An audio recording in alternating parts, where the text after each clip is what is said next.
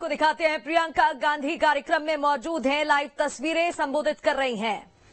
हो सकता है जब भगवान के साथ कोई घोटाला और भ्रष्टाचार करने की हिम्मत करता है तो क्या समय नहीं आ गया है इनको बदल डालने का? बताइए।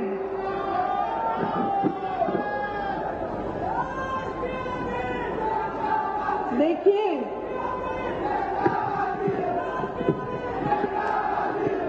देश की आंधी इस देश का नौजवान है। जाग जाओ मेरे भाइयों और बहनों।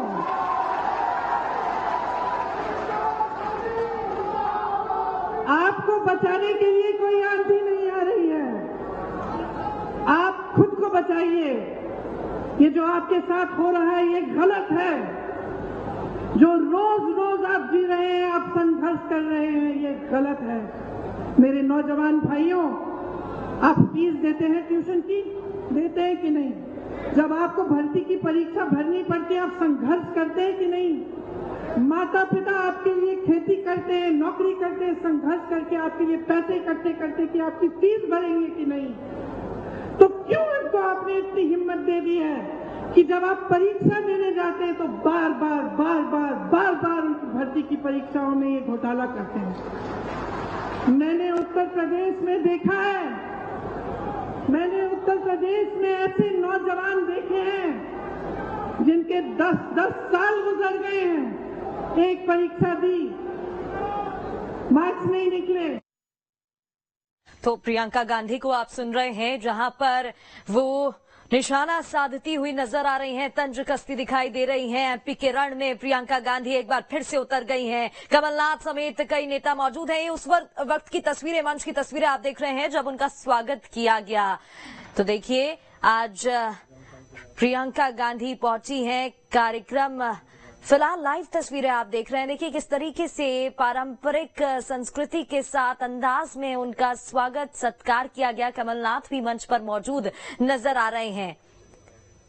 तो तस्वीरें आपको दिखा रहे हैं। धार पहुंची है मालवा निमाड़, वो क्षेत्र जहां पर विधानसभा सीटें 66 हैं, सबसे ज्यादा सीटें सरकार में है, सत्ता में है, क्योंकि इनका अहंकार बहुत बढ़ गया है। मेरी बहनों और भाइयों, बहुत ज्यादा लूट होने लगी है और कोई रोक, कोई लगाम नहीं है।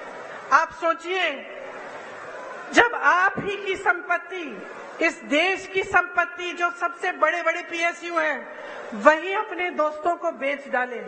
जब यहाँ खड़े हुए जितने भी अधिकारी हैं, पुलिस वाले खड़े हैं, कर्मचारी हैं, इनको पुराना पेंशन नहीं मिलता। जब इसको देने का समय आता है तो आपको बताया जाता है कि पैसे नहीं है।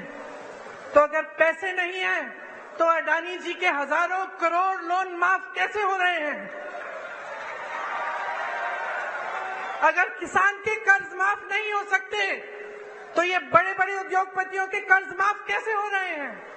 ये सवाल आपको पूछना पड़ेगा, क्योंकि आप अगर ये सवाल नहीं पूछेंगे तो हमारी नहीं, इन सब नेताओं की नहीं, आप सबकी जिंदगी बर्बाद होगी,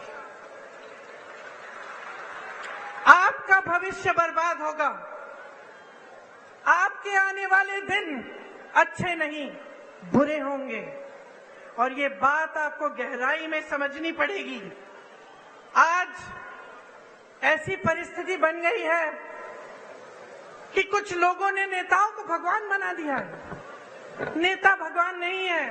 बहनों और भाइयों, आप में से उभर के आता है, आपकी तरह इंसान है, और जब उसका अहंकार बहुत ज्यादा बढ़ जाता है, जब वो आपकी परवाह नहीं करता, तो इस लोकतंत्र ने, जिसपे हम सबको गर्व है, इस लोकतंत्र ने आपको अधिकार दिया है कि आप उसको निकालें, उसको सबक सिखाएं, उसको जिम्मेदार बनाएं, उसको जवाबदेह बनाएं। और ये आपकी जिम्मेदारी है। आज आपके प्रदेश में इतनी महंगाई है, मैं जानती हूं बहनों, मैं जानती हूं कि आप पर क्या गुजर रहा है। मैं जानती हूं कि जब आप सोच रहे होंगे कि त्योहार का मौसम आ रहा है, दशहरा आ रहा है, धनतेरस, दिवाली, आप कुछ खरीदना चाहते हैं, आप जब दुकान जाते हैं तो घबराते हैं कि हम ये सब चीजें ले पाएंगे कि नहीं। आधी चीजें खरीदते हैं, आधी छोड़ देते हैं। मैं जानती हूँ आप सोचती हैं कि किस तरह से थोड़ी बहुत बचत हो जाए घर में, थोड़ा कम खा के, थोड़ा सा काम ज्यादा करके। मैं जानती हूँ कि कितनी मुश्किल समाज का कितना आप बोझ उठाती हैं। आपको बताया जाता है कि राशन हमने मुफ्त कर दिया, वाह वाह वाह, बहुत बढ़िया। वहाँ हजारों करोड़ के लोन मुफ्त में मिल रहे हैं, यहाँ राशन पे हमें आपसे हाथ जोड़ना पड़ रहा है। इन्होंने कहा कि राशन आपको मुफ्त में दे रहे हैं। अब आप सोचिए, मैं एक राज बताती हूँ आपको। जब कांग्रेस की सरकार थी तब आपको राशन कितने में मिलता था? 60 रुपए में। उस समय गैस का सिलेंडर कितने का था?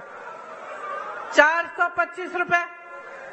तो मतलब 485 रुपए में लगभग आपको राशन भी मिल जाता था और आपको सिलेंडर भी मिल जाता था।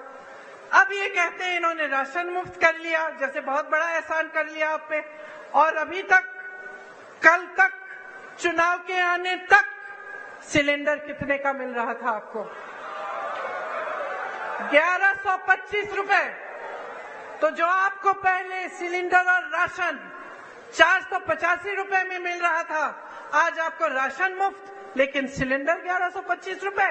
और चुनाव आया, फट से कम कर दिया। चुनाव आया, आप सुन लीजिए इस बात को बहुत ध्यान से। चुनाव आया तो क्या क्या नहीं हुआ। चुनाव आया तो घोषणाएं शुरू। चुनाव आया तो मोदी जी हर 2 दिन यहाँ आकर कोई उद्घाटन कर रहे हैं। 18 साल में समय नहीं मिला उद्घाटन करने के लिए।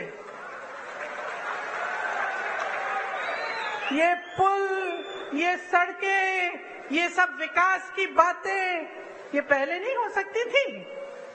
क्या समझ रखा है आपको भाइयों और बहनों? अरे जागो, इनको सिखाओ। ये तो समझ रहे हैं कि किसानों के जीवन में मुश्किल पे मुश्किल डालें, कि आप सिंचाई के लिए इनसे भीख मांगे। आपकी जब फसल बर्बाद हुई है उसका मुआवजा आपको मिला है? यहाँ सोयाबीन के किसान हैं? आपको मुआवजा मिला? चलिए, बारिश आई, बाढ़ आई, कुछ सर्वे भी किया इन्होंने मुआवजे के लिए? नहीं किया। अब देखिए चुनाव आ रहे हैं, देखिए क्या पता कुछ मुआवजा भी दे दे। चुनाव के बाद करेंगे नहीं करेंगे ये मत पूछिए मेरे से। फसल बीमे में घोटाला, तो हर तरफ घोटाला। तो आप बताइए इसका इलाज क्या है? आज बेरोजगारी चरम पे है कि नहीं है? है ना? आपको मालूम है कितने पद खाली हैं? मैं बताती हूँ, सुनिए। शिक्षकों के करीब 70,000 पद खाली। विश्वविद्यालयों में 75% पद खाली।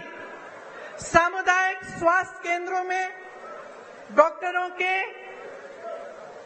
90% से ज्यादा पद खाली। ग्रामीण सामुदायिक स्वास्थ्य केंद्रों में सर्जन के 90% से ज्यादा पद खाली। महिला रोग विशेषज्ञों में 90% से ज्यादा पद खाली। फिजिशियन, जो डॉक्टर होते हैं, जो सारी बीमारियां समझ जाते हैं, 90% से ज्यादा पद खाली। बच्चों के डॉक्टर 90% से ज्यादा पद खाली। पूरे प्रदेश की सीएचसी में एक भी आंख का डॉक्टर नहीं है। मोतियाबिंद होती है, आंख में तकलीफ होती है, कहाँ जाएंगे? कहाँ जाएंगे? प्राइवेट में जाएंगे। प्राइवेट में चले जाते अगर पैसे कमाने का मौका दिया होता आपको। लेकिन इन 3.5 सालों में और उससे पहले जितने सालों का इनका राज रहा है, आपको कमाने का मौका कहाँ दिया?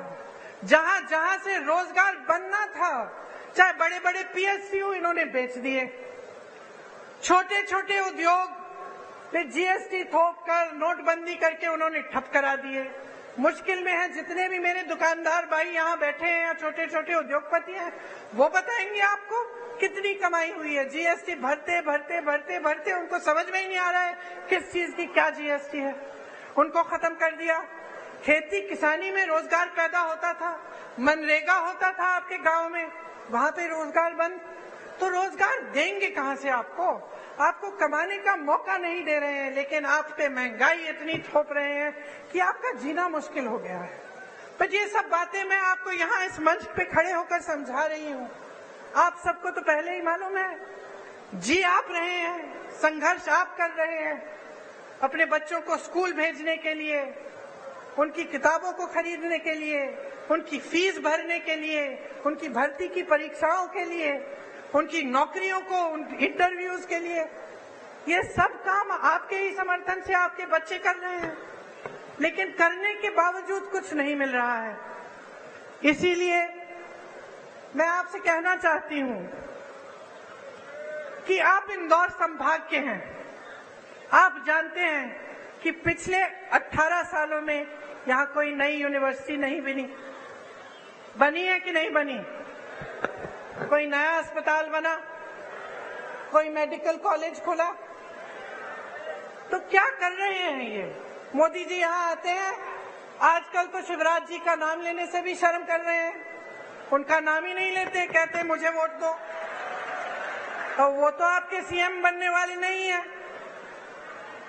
मैंने आपको बताया, मैं भाषण सुन रही थी उनका, 50 मिनट में 50 बार कांग्रेस का नाम लिया। तो कांग्रेस के जो कार्यकर्ता है, खुश हो जाओ भाई, खुद नाम लेने के बजाय वो नाम ले रहे हैं आपका। मैं तो कहती हूँ, छोटी हूँ उनसे, कम अनुभव है, उम्र भी कम है, लेकिन एक छोटी सी सलाह दे देती हूँ, जितनी बार कांग्रेस का नाम 50 मिनट के भाषण में लेते हैं, विकास का नाम ले लीजिए।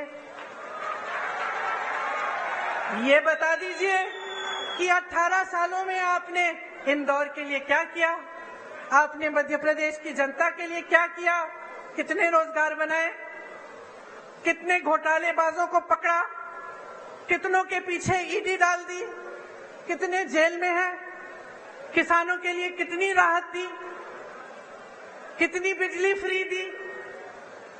लेकिन ये बात नहीं कर सकते, इनमें हिम्मत नहीं है, क्योंकि काम नहीं किया है।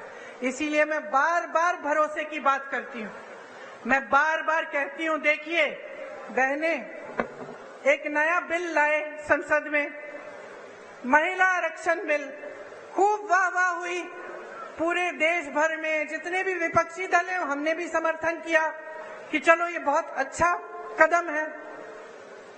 बड़ी बड़ी घोषणाएं हुई, टीवी पे इश्तिहार हुए, सब कुछ हुआ, मोदी जी की बड़ी वाह हुई। फिर क्या पता चला कि 10 सालों के लिए ये लागू ही नहीं होगा।